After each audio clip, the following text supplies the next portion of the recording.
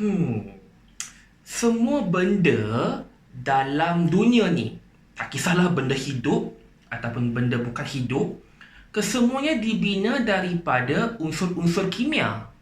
Jadi, dalam sel ada bahan kimia apa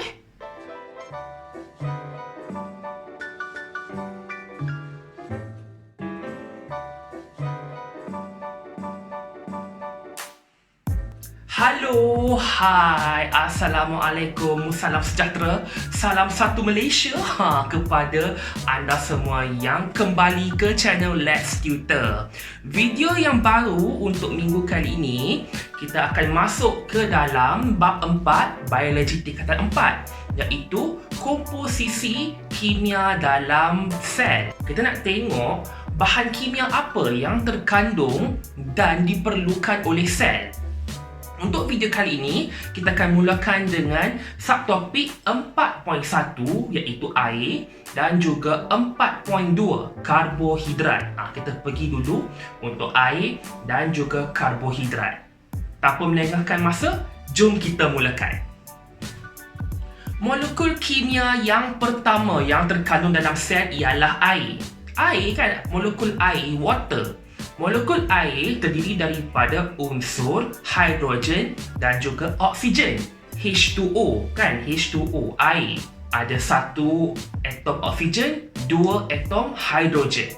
Air ni ada tiga sifat yang memberikan kepentingan kepada sel, iaitu kekutuban air, daya lekitan dan lekatan air dan juga muatan haba tentu air. Kita go through satu demi satu sifat air dan juga kepentingannya kepada sel. Sifat yang pertama iaitu kekutuban air. Air ialah molekul yang berkutub. Molekul yang berkutub bermaksud ia mempunyai charge elektropositif dan juga elektronegatif. Ini kalau dalam subjek kimia lah kita nak lukis molekul air H2O dalam bentuk dot diagram. Ini dalam bab kimia organik. Ini bab dalam kimia lah, kalau siapa yang ambil subjek kimia. Dalam kimia kita dikenalkan dengan konsep atom dan juga sebatian. Sebatian ada dua, sebatian molekul dan juga sebatian ion. H2O, air ialah sebatian molekul, sebatian covalent. Molekul air keseluruhannya ialah molekul yang neutral kerana bilangan proton dan juga elektron dalam molekul air ialah setara, seimbang disebabkan oleh adanya ikatan covalent. Ada ikatan covalent dekat sini untuk atom hidrogen dan juga atom oksigen berkongsi elektron di sini dan juga di sini. Tetapi oksigen juga mempunyai pasangan elektron bebas. Ini satu dengan dua, pasangan elektron bebas. Dalam English kita panggil sebagai lone pair. Pasangan elektron bebas yang pada atom oksigen ini tidak terlibat dalam ikatan kovalent dengan atom hidrogen. Kita tahu elektron bercas negatif. Apabila ada elektron yang tidak terlibat dalam ikatan kovalent, menjadikan kawasan oksigen ini, kawasan ini lebih negatif. Dan yang di bahagian atom hidrogen ini lebih positif. Disebabkan itu, kita kata molekul air ialah sejenis molekul yang berkutub. Sebab adanya pasangan elektron bebas dekat oksigen ini, dan elektron ni negatif. Dia menjadikan oksigen ini lebih elektronegatif dan di bahagian hidrogen ini lebih positif. Tetapi keseluruhannya neutral. Cumanya ada bahagian yang positif, ada bahagian yang negatif. Berbanding ion. Ion memang dia confirm bercas positif ataupun bercas negatif disebabkan berlakunya kehilangan ataupun penambahan elektron. Disebabkan oleh kekutuban air ini, molekul air akan tertarik kepada satu sama lain. Okey, hidrogen, saya lukis kat sini molekul H2O kat sini, kan? Oleh kerana hidrogen ini lebih positif, oksigen ini lebih negatif, jadi hidrogen akan tertarik kepada atom oksigen molekul air yang lain. Dia tertarik macam ini. Sini positif kan? Oksigen ialah negatif. Dia akan tertarik di antara atom hidrogen kepada atom oksigen molekul air yang lain. Ikatan ini kita panggil sebagai ikatan hidrogen bond. Hidrogen bond ni, ikatan hidrogen ialah ikatan yang melibatkan atom hidrogen sesuatu molekul yang tertarik kepada molekul yang lain. Okay, itu ialah ikatan hidrogen. Disebabkan oleh ikatan hidrogen ini, ia menjadikan air bersifat sebagai pelarut semesta. Universal solvent, pelarut semesta. Pelarut semesta ni, universal solvent, bermaksud air boleh melarutkan banyak molekul. Dia boleh melarutkan pelbagai jenis bahan larut. Disebabkan itu, kepentingan ikatan hidrogen dan juga sifat air ini sebagai pelarut semesta, ia membolehkan zat-zat ataupun nutrien yang terlarut seperti glukosa dan juga elektrolit untuk larut dalam air tersebut dan diangkut masuk merentasi membran plasma ke dalam sel. Yang macam glukosa dia larut dalam air, jadi dia boleh bawa masuk ke dalam sel. Okey, itu kepentingan sifat kekutuban molekul air. Kekutuban molekul air menjadikan adanya ikatan hidrogen. Ikatan hidrogen ini menjadikan air bersifat sebagai pelarut semesta. Dan disebabkan oleh air ialah pelarut semesta, ia boleh melarutkan zat-zat seperti glukosa untuk dibawa masuk ke dalam sel. Okey, itu sifat air yang pertama. Sifat air yang kedua iaitu daya lekitan dan juga daya lekatan. Cohesive force and also adhesive force. Okey, daya lekitan, cohesive force, lekit. Jadi, molekul air melekit antara satu sama lain. Molekul air melekit antara satu sama lain melalui daya lekitan menggunakan ikatan hidrogen. Ikatan hidrogen. Kalau soalan tanya jenis ikatan hidrogen. Kalau soalan minta jenis daya lekitan. Molekul air tertarik kepada satu sama lain melalui daya lekitan menggunakan ikatan hidrogen. Alright. Itu daya lekitan. Kecenderungan untuk molekul air tertarik kepada satu sama lain. Sebab itu, air cenderung untuk membentuk titisan air. Kalau kita tuang air kita titiskan air ke atas daun kan, dia akan membentuk seperti ada titisan-titisan air macam tu kan. Jadi molekul air cenderung untuk pergi kepada molekul air yang lain untuk membentuk titisan air. Itu daya lekitan. Dan juga lagi satu ialah daya lekatan, adhesive force. Daya lekatan ini bermaksud molekul air cenderung untuk melekat kepada permukaan lain. Kalau dalam kehidupan seharian, contohnya lepas mandi. Lepas mandi, rambut basah. Kan rambut basah. Sebenarnya, air melekat kepada rambut-rambut kita ni. Sebab itu rambut basah. Kalau air tak melekat dekat rambut kita, air tu akan terus turun lah kan. Air tu akan terus turun. Tetapi disebabkan oleh daya lekatan air tetap melekat kepada rambut-rambut kita, menjadikan rambut kita basah selepas mandi. Itu daya lekatan. Okey, apa fungsi daya lekitan dengan lekatan ni? Apa kepentingan dia?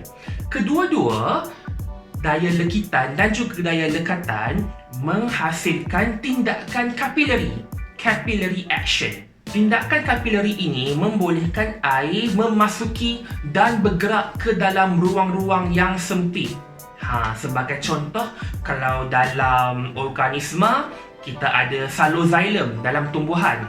Xylem kan fungsi dia ialah untuk mengangkut air daripada akar kan. Jadi air daripada akar akan masuk, akan bergerak melalui xylem itu daripada bawah ke atas kan, melawan graviti. Dia bergerak menggunakan daya lekitan dan juga daya lekatan. Kita panggil kedua-dua itu sebagai tindakan kapilari. Itu kalau dalam organisma lah. Kalau dalam kehidupan seharian, contohnya kita ambil kertas litmus ataupun kita ambil satu jalur tisu ataupun kertas biasa, kita celup ke dalam air kan, kita celup ke dalam air dan air akan diserap daripada bawah ke atas. Ini disebabkan oleh kertas litmus ataupun tisu itu, dalam dia ada rongga-rongga kecil. Ada ruang-ruang kecil yang membolehkan air naik, air masuk ke dalam rongga-rongga itu dan bergerak ke atas menggunakan tindakan kapilari. Itu sifat yang kedua, iaitu daya lekatan dan juga daya lekitan air menghasilkan tindakan kapilari, dan juga kepentingannya ialah untuk membolehkan air masuk ke dalam xylem tumbuhan. Sifat yang ketiga, air, iaitu muatan haba tentu. Apa benda pula ni kan, muatan haba tentu? Ini sebenarnya korang akan belajar dalam fizik. Dalam fizik, saya tak ingat bab berapa berkenaan dengan thermodynamics, tak silap saya. Untuk pelajar yang ambil subjek fizik, muatan haba tentu ialah jumlah tenaga haba yang diperlukan untuk menaikkan suhu 1 kilogram sesuatu bahan sebanyak 1 degree Celsius. Itu definisi muatan haba tentu. Dalam English kita panggil specific heat capacity. Muatan haba tentu untuk air, specific heat capacity of water, adalah tinggi, iaitu sebanyak 4.2. Ini muatan haba tentu air, 4.2 kilojoule per kilogram per degree Celsius. Bermaksud sebanyak 4.2 kilojoule tenaga haba diperlukan untuk menaikkan suhu 1 kilogram air sebanyak 1 degree Celsius. Tinggi. Muatan haba tentu air ni tinggi. Jadi, apa kepentingan muatan haba tentu air yang tinggi ni? Air menyerap banyak tenaga haba untuk menaikkan suhu yang kecil. Dia perlukan 4.2 kilojoule tenaga, tapi yang naik 1 degree Celsius sahaja. Sifat ini penting untuk hidupan, penting untuk organisma untuk mengekalkan suhu badan.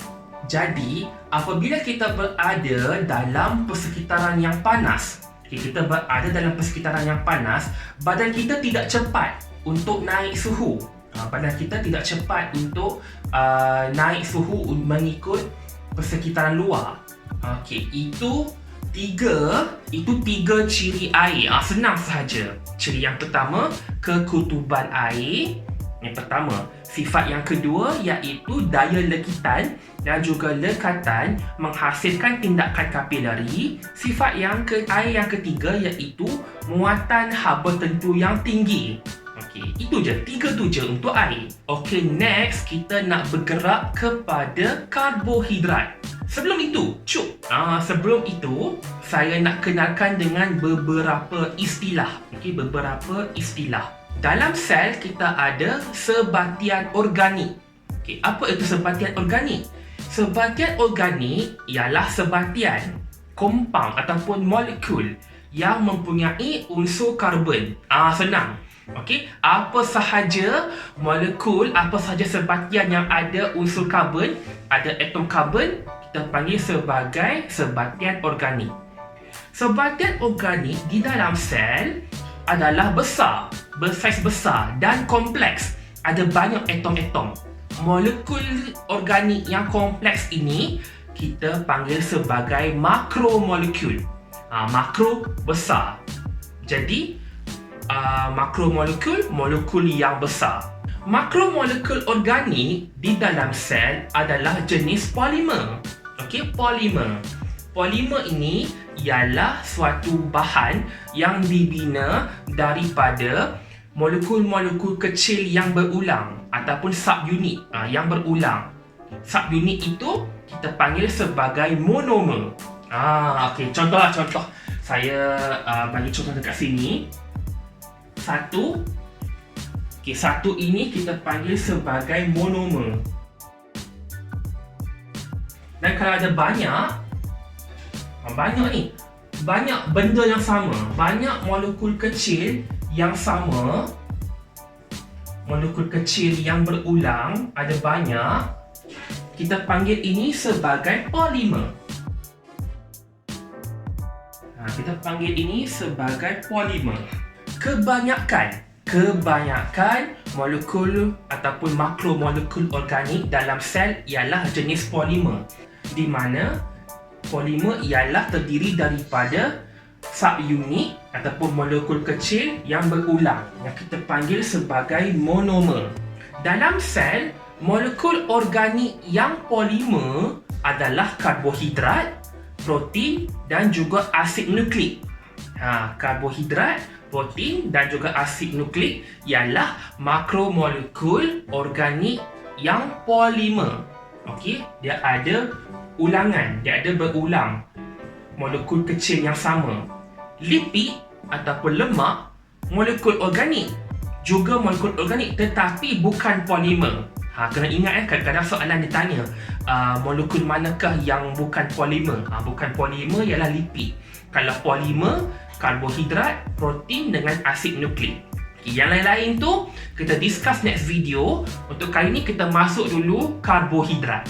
Karbohidrat ialah sebatkan organik. Macam saya cakap tadi, dia ialah molekul organik, karbohidrat, yang terdiri daripada atom karbon, hidrogen dan juga oksigen.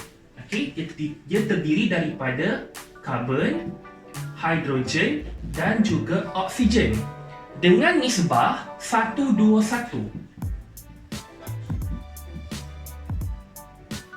1:1. Jadi dalam satu molekul karbohidrat itu nisbah karbon, hidrogen dan juga oksigen ialah 1:1. Kalau nak tulis dia dalam formula kimia, chemical formula dia ialah CH2O. Tetapi dalam kurungan ni kita letak N dekat luar macam ni. Kenapa kita letak N dekat luar macam ni? Sebab kita tahu karbohidrat ini boleh menjadi bentuk polimer. Jadi ikut suka hatilah berapa bilangan dekat luar ni, asalkan nisbah karbon, hidrogen dan oksigen ni sama, 1:1. Terdapat 3 jenis karbohidrat yang utama, iaitu monosakarida, monosaccharide ataupun nama lainnya ialah gula ringkas, disakarida, disaccharide dan juga polisakarida, polysaccharide ataupun kita panggil sebagai gula kompleks. Kita pergi dulu satu demi satu. Monosakarida, disakarida, kemudian polisakarida. Monosakarida ialah monomer. Ingat tak saya cakap tadi? Monomer ialah subunit kepada polimer. Dalam kes ini, monomer untuk karbohidrat ialah monosakarida. Dia ialah gula paling ringkas. Sebab itu nama dia ialah gula ringkas. Gula paling ringkas yang boleh wujudlah monosakarida. Disebabkan monosakarida ini ialah polimer, jadi ia boleh bergabung untuk membentuk disakarida dan juga polisakarida. Kiranya disakarida dan juga polisakarida itu ialah polimer lah, disebabkan oleh monosakarida ini ialah monomer. Kebanyakan monosakarida ni berasa manis. Dia berasa manis, larut air dan juga boleh membentuk hablo. Hablo ni dalam English kita panggil kristal. Dia boleh membentuk sebagai kristal. Contoh monosakarida ada 3. Kena ingat 3 ni. Kita ada glukosa, fruktosa dan juga galaktosa. Glukosa ni yang paling banyak lah. Glukosa adalah jenis yang paling common, jenis monosakarida yang paling common, paling senang dijumpai, iaitu glukosa. Dijumpai dalam tumbuhan macam padi, macam gandum. Kemudian yang kedua, fruktosa. Fruktosa dijumpai dalam buah. Galaktosa dijumpai dalam susu. Kita ingat 3 jenis monosakarida ni. Monosakarida ni mempunyai kuasa sebagai ejen penurunan. Dia mempunyai kuasa sebagai ejen penurunan, reducing agent. Kalau korang tak faham, sebenarnya nanti korang akan belajar dalam kimia. Saya tak ingat bab berapa dalam kimia, bab pengoksidaan dan juga penurunan, redox reaction. Dalam tindak balas redox, korang akan belajar dalam subjek kimia. Tapi untuk bio ni saya bagi tahu dulu pengenalan dia. Okey. Monosakarida ini boleh bertindak sebagai ejen penurun, reducing agent. Apa dimaksudkan sebagai ejen penurun ni? Reducing agent. Ia bermaksud molekul-molekul monosakarida, macam tadi saya cakap glukosa, fruktosa dan juga galaktosa, mempunyai keupayaan untuk memindahkan hidrogen ataupun elektron kepada sebahagian yang lain melalui tindak balas redox. Kita masuk kimia sikit. Molekul monosakarida boleh memindahkan, dia boleh memindahkan atom hidrogen ataupun elektron kepada sebahagian ataupun kepada molekul yang lain melalui tindak balas redox. Kalau kita ingat balik, zaman lower form dulu ada food test kan? Ada food test, iaitu ujian Benedict. Benedict test menggunakan larutan Benedict untuk menentukan kehadiran glukosa, kan? Dalam ujian Benedict tersebut, glukosa hadir jika larutan Benedict bertukar menjadi warna merah bata.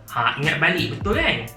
Sebenarnya glukosa ataupun gula-gula monosakarida yang lain, galaktosa ke, fruktosa ke, sebenarnya menurunkan kuprum 2 sulfat biru, blue copper 2 sulfate.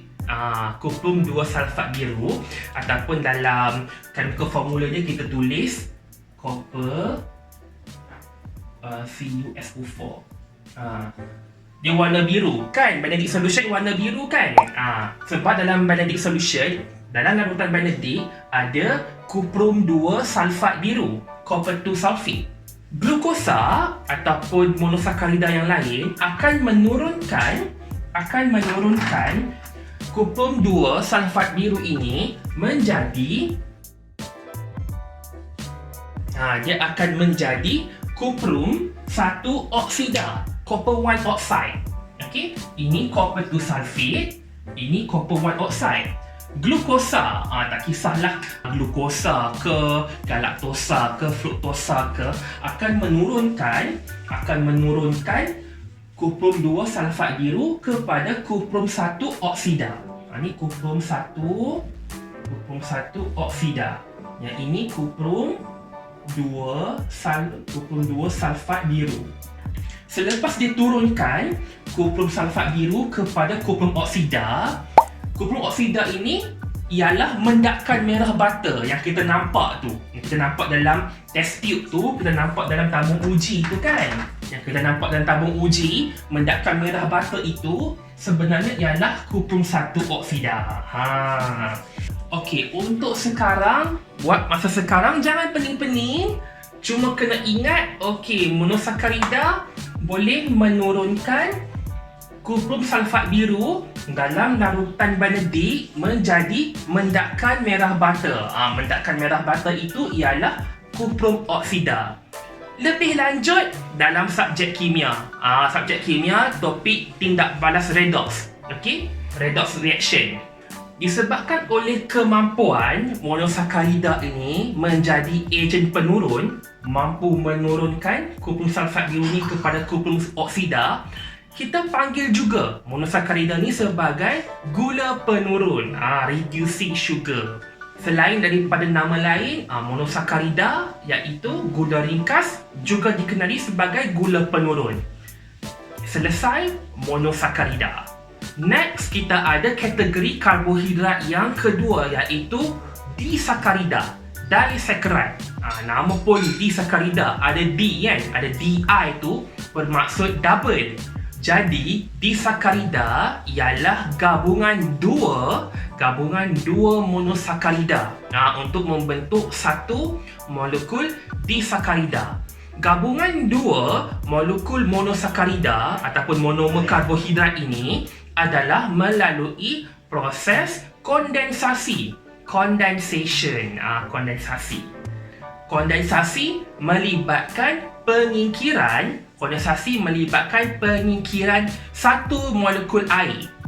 Contoh disakarida kita ada maltosa, kita ada sukrosa dan juga laktosa. Jadi bagaimana sukrosa, maltosa dan juga laktosa ini dibentuk? Melalui proses kondensasi Jadi kita tulis sebenarnya gabungan glukosa dan juga glukosa membentuk maltosa dan air. Ini kondensasi lah. Kemudian glukosa digabungkan dengan fruktosa. Melalui kondensasi, kita buang air, kita akan dapat sukrosa dan juga satu molekul air. Yang ketiga, glukosa juga digabungkan dengan galaktosa. Melalui proses kondensasi, membentuk laktosa dan satu molekul air. Ini kalau soalan tanya minta proses kondensasi pembentukan disakarida, macam inilah. Glukosa tambah glukosa, kita akan dapat maltosa dan juga satu molekul air. Glukosa tambah fruktosa, kita akan dapat sukrosa dan juga satu molekul air. Glukosa tambah galaktosa, kita akan dapat laktosa dan juga satu molekul air. Ini kita panggil sebagai kondensasi sebab kita buang satu molekul air. Ketiga-tiga ini ialah disakarida.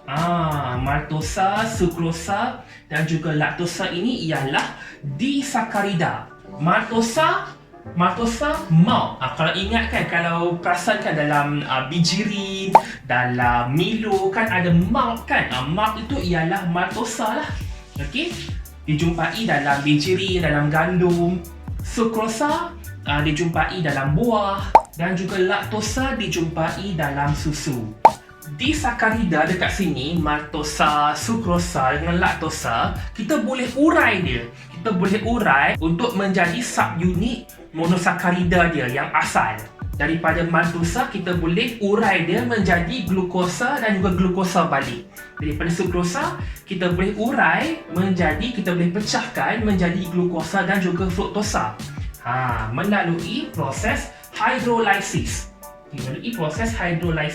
Hydrolysis melibatkan penambahan satu molekul air. Jadi, kalau nak urai maltosa ni, kita perlukan maltosa dan juga satu molekul air. Kita uraikan melalui hydrolysis, kita akan dapat glukosa dengan glukosa, dua molekul glukosa. Kalau kita nak urai sukrosa, kita perlukan satu molekul air. Jadi kita akan dapat glukosa dan juga fruktosa. Kalau kita nak urai laktosa, kita perlukan satu molekul air. Melalui hydrolysis, kita akan dapat glukosa dan juga galaktosa. Terbalik, kalau kita nak bentuk disakarida menggunakan kondensasi, kita buang satu molekul air. Kalau kita nak urai disakarida menjadi monosakarida, kita menggunakan proses hydrolysis dengan menambahkan satu molekul air. Kalau dalam soalan tanya, tulis macam ini sahaja. Tulis dalam bentuk ayat macam ini sahaja. Tak perlu rungsing-rungsing nak kena fikir apa dia punya chemical formula, apa formula kimia dia. Tak perlu. Dalam bio tulis dalam bentuk ayat dengan anak panah macam ini sahaja pun dah memadai. Ya, saya hampir lupa. Lagi satu, maltosa, maltosa dan juga laktosa. Maltosa dan laktosa juga gula penurun. Walaupun dia bukan monosakarida, maltosa dan juga laktosa juga boleh berfungsi sebagai ejen penurun. Jadi maltosa dengan laktosa juga ialah gula penurun, kecuali sukrosa. Soalan pun selalu tanya, apakah gula yang bukan gula penurun? Kalau ditanya bukan gula penurun, sukrosa. Sukrosa tak mampu untuk memberikan hidrogen, memberikan elektron kepada molekul yang lain. Gula mana yang bukan penurun? Bukan penurun, sukrosa. Kalau gula penurun, monosakarida, ketiga-tiga monosakarida dengan maltosa dengan laktosa. Selesai untuk disakarida. Next pula ialah kategori karbohidrat yang ketiga, iaitu polisakarida. Nama pun poli, kan? Poli banyak. Jadi polisakarida ialah suatu molekul karbohidrat yang dibentuk daripada monomer. Monomer karbohidrat, iaitu monosakarida lah. Cara pembentukan polisakarida pun sama, melalui kondensasi. Banyak molekul-molekul monosakarida ni, ia melibatkan beratus-ratus monosakarida untuk membentuk satu rantai polimer polisakarida. Kalau tadi monosakarida satu, monomer. Kalau ada dua, disakarida. Tapi kalau ada banyak, beratus-ratus, itu polisakarida. Contoh polisakarida, kita ada kanji dalam tumbuhan, kemudian selulosa pun dalam tumbuhan, dan juga glycogen dalam haiwan dan juga manusia.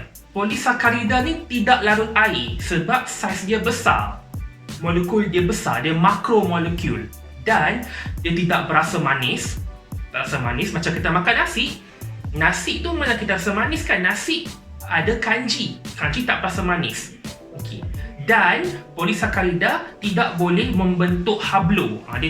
Dia tidak boleh menghablo, tak boleh crystallize. Mana kita jumpa kanji yang dalam bentuk kristal, kan? Tak ada. Polisakarida juga boleh diurai menggunakan hydrolysis, tetapi dengan bantuan asid cair, pendidihan dan juga tindakan enzim. Dia perlukan bantuan tiga ni. Perlukan bantuan asid cair, pendidihan dan juga tindakan enzim untuk proses hydrolysis berlaku kepada polisakarida sebab saiz dia besar. Apa kepentingan karbohidrat ni kepada sel? Kenapa perlunya karbohidrat dalam sel ni? Kita berbalik semula kepada bab 2. Kepentingan karbohidrat yang pertama kepada sel ialah sebagai sumber tenaga untuk respirasi sel. Contohnya glukosa, kan? Respirasi sel memerlukan glukosa untuk menghasilkan ATP. Betul? Kan? Diproses oleh mitokondria. Itu kepentingan yang pertama, sumber tenaga. Kepentingan yang kedua ialah sebagai simpanan makanan, simpanan karbohidrat kepada sel-sel. Ingat balik tak? Simpanan karbohidrat untuk sel haiwan ialah glycogen. Simpanan karbohidrat untuk sel tumbuhan ialah dalam bentuk kanji. Jadi glycogen dan juga kanji ialah simpanan karbohidrat, simpanan tenaga. Kalau dalam tumbuhan, kebiasaannya kadang-kadang disimpan dalam kloroplast. Kalau dalam sel haiwan, dia akan disimpan dalam sel otot dan juga hati, liver. Glycogen akan disimpan dalam otot dan juga hati. Kepentingan karbohidrat yang ketiga ni spesifik untuk tumbuhan. Selulosa, kan? Saya cakap tadi, selulosa ialah sejenis polisakarida. Jadi, Selulosa ini berfungsi sebagai struktur sokongan kepada sel tumbuhan. Ingat tak, dinding sel tumbuhan dibentuk oleh selulosa. Dinding sel tumbuhan dibentuk oleh selulosa. Dan selulosa itu ialah polisakarida, polisaccharide. Jadi, fungsi selulosa itu ialah untuk memberikan sokongan mekanikal ataupun sokongan tambahan kepada sel tumbuhan. Itu 3 kepentingan karbohidrat kepada organisma. Sumber tenaga, simpanan makanan dan juga sebagai sokongan. Okay, 3 itu. Simple sahaja. Selesai untuk video kali ini. Itu kita dah bincang dua bahan kimia yang terdapat dalam sel, iaitu air dan juga karbohidrat. Ada lagi 1, 2, lagi 3. Ada lagi 3 lagi bahan kimia yang terdapat dalam sel. Kita akan bincang dalam next video, dalam video-video yang akan datang. Seperti biasa, dalam description box di bawah saya akan tinggalkan dengan link latihan kefahaman untuk subtopik 4.1 dan juga 4.2 air dengan karbohidrat. Senang je ni kan, senang je. Untuk sebarang komen, soalan ke pendapat ke, boleh tinggalkan dalam ruangan komen di bawah. Untuk video-video yang lain daripada channel ini, boleh klik di sini. Kepada yang belum subscribe, klik di sebelah sini. Kita jumpa lagi dalam video yang akan datang. Terima kasih kerana menonton. Assalamualaikum.